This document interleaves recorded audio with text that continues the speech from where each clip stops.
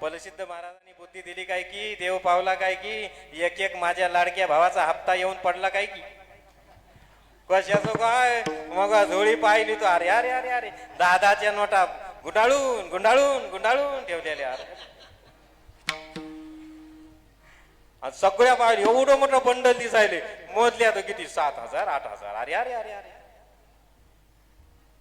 हे धर्म आपला असे दातृत्व आपलं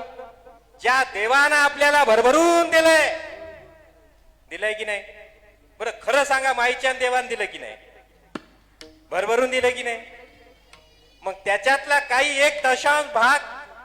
सुद्धा आपण अर्पण करायसाठी काचकूच करतो समाज प्रबोधन करत असताना समाजाचं आयोजन करत असताना समाज संघटित करण्यासाठी ज्यावेळेस कार्यकर्ते या ठिकाणी पुढाकार घेतात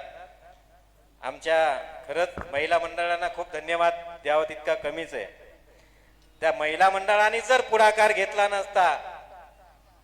अनेकांचे वेगवेगळे निगळाले सूर त्यांनी ऐकून घेतले नसते तर मला वाटतं ही पर्वणी आपल्याला मिळाली नसती हा परमार्थ केव्हाच बंद पडला असता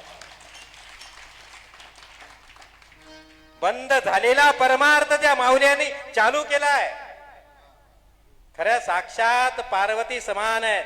देवी समान आहेत त्यांना जे जे भरभरून सहकार्य करतात तेही या ठिकाणी संत समान आहेत उदार दातृत्ववान व्यक्तिमत्व आहेत समाजाच्या अथक परिश्रमातून या ठिकाणी उभं केलेलं हे समाजाला एकत्रित करण्यासाठी हे आयोजन ज्यावेळेस आपल्याकडं